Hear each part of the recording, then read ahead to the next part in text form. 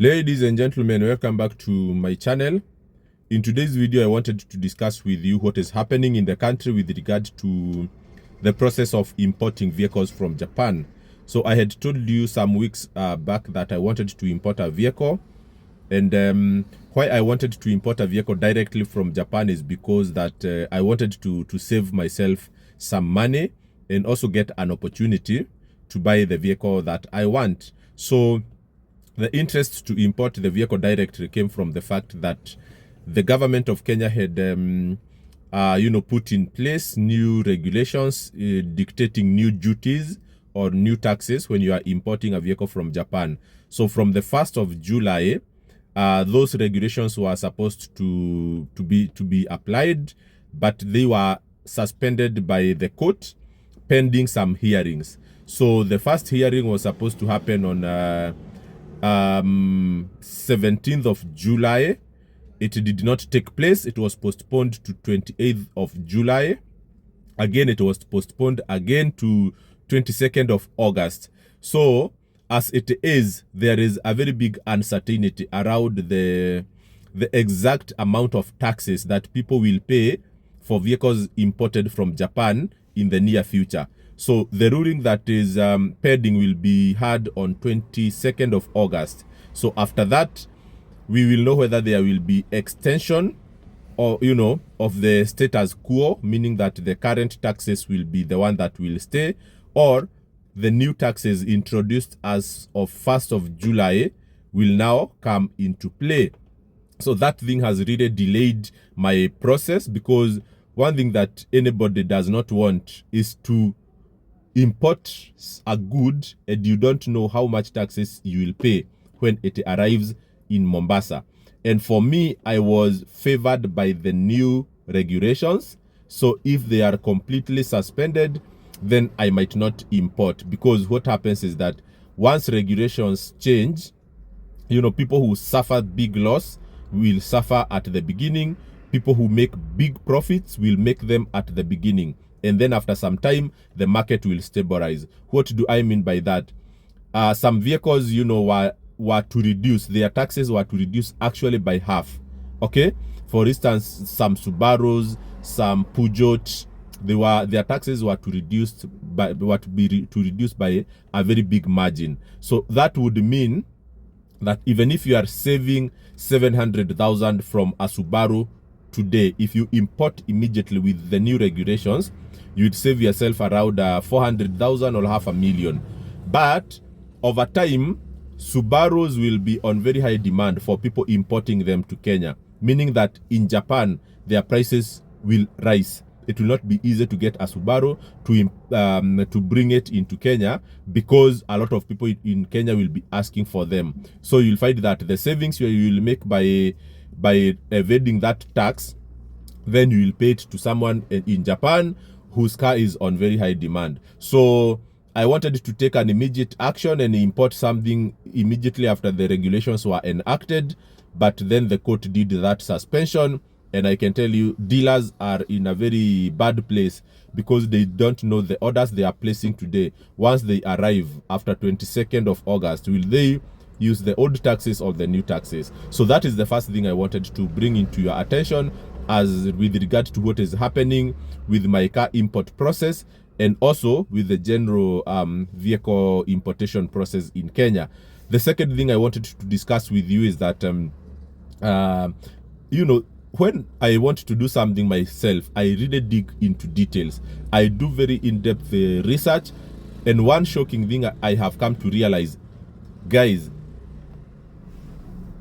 this market of vehicles is full of cartels, is full of people with very, very bad behaviors.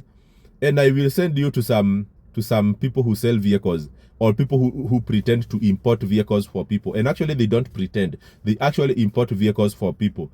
But I saw that the vehicles they post on their website, they have manipulated the mileage already. So what they do is that they will go to the SBT website or B Forward website or Cars from Japan website. They take some photos of vehicles there, vehicles of very, very high mileage.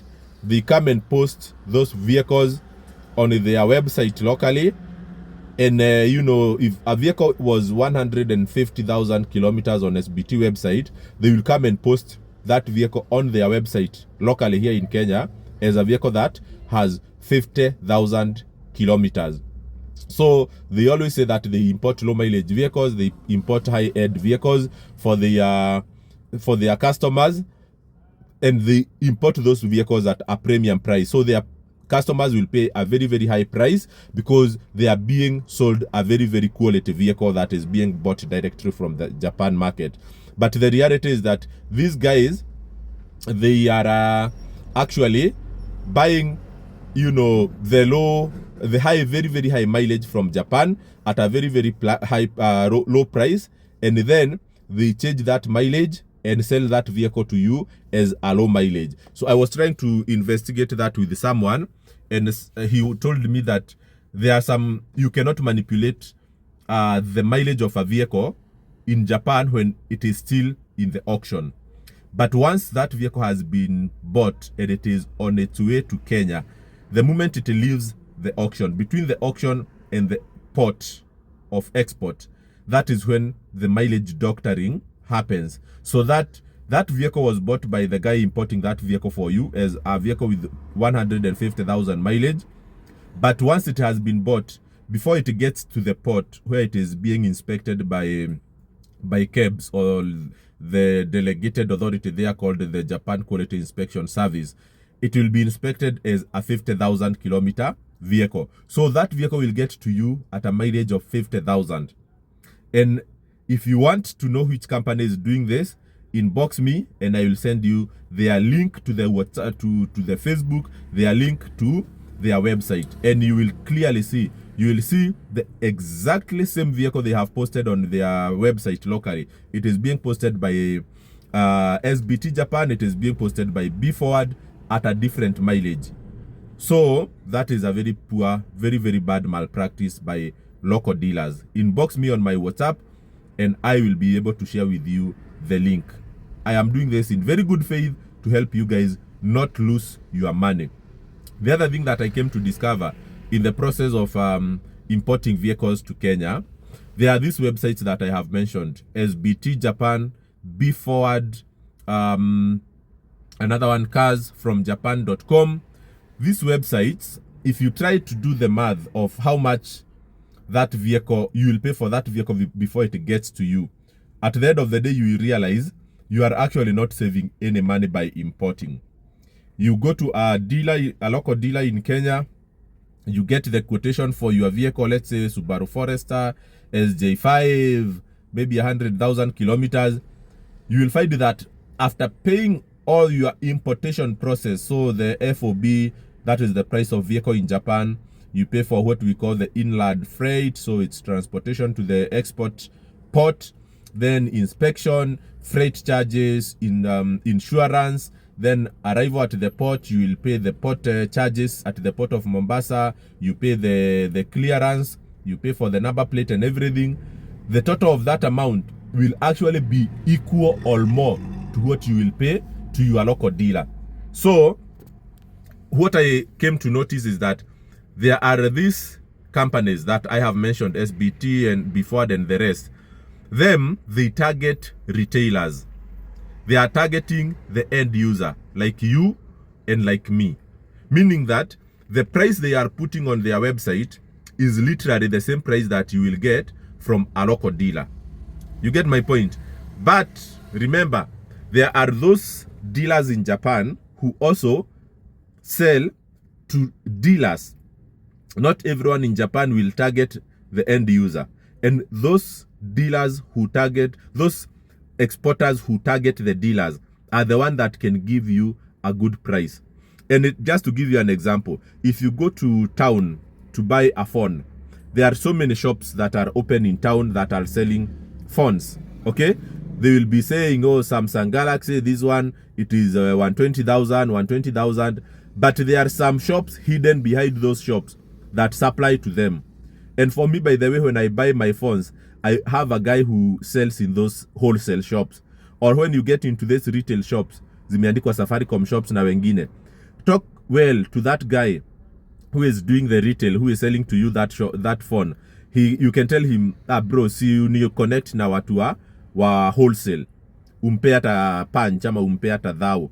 He will connect you and you will save even like 2,000, 5,000 depending on the vehicle you are buying, depending on the phone that you are buying. So for the same thing with the vehicles, there are dealers who sell to, there are exporters who sell to dealers, and their prices are very, very good. And I have discovered one.